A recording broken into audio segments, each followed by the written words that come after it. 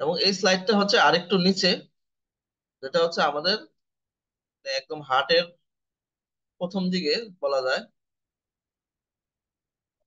তো আমরা পালমোনারি ট্রাঙ্কের একটু নিচে, আমি যে বলছিলাম যে এই যে রাইট ভেন্ট্রিকেল, এই রাইট ভেন্ট্রিকেল থেকে কন্ট্রাস্ট যায় হচ্ছে পালমোনারি ট্রাঙ্কে। তার মানে রাইট ভেন্ট্রিকেল যখন পাম্প হয় তখন পালমোনারি ট্রাঙ্কে কন্ট্রাস্ট যায়, পালমোনারি ট্রাঙ্ক হয়ে লাংসে যায়।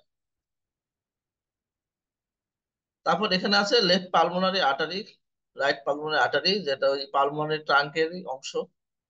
তারপর ডিসেন্ডিং অ্যাওর্টা, যেহেতু কন্ট্রাস্ট এই লেভেলে কি হয়েছে, কন্ট্রাস্টটা মানে অ্যাসেন্ডিং অ্যাওর্টা হয়ে ডিসেন্ডিং অ্যাওর্টা হয়ে সারা শরীরে চলে গেছে, যার কারণে এই পালমোনারি রাইট ভেন্ট্রিকেলের কন্ট্রাস্টের মানে ভলিউম কম, ডেনসিটি কম।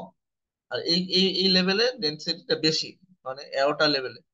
কারণ এখানে মানে টাইমিংটা এমন টাইমে নেওয়া হয়েছে যখন কন্ট্রাস্ট অলরেডি ভেন্ট্রিকল পাস হয়ে পালমোনারি ট্রাঙ্ক হয়ে অ্যাওর্টাতে চলে আসছে। ঠিক আছে। এবং এখানে দেখতে পাচ্ছি যে ব্রঙ্কাই গুলা আরো ছড়াই গেছে, রাইট মেন ব্রঙ্কাই এবং লেফট মেন ব্রঙ্কাই।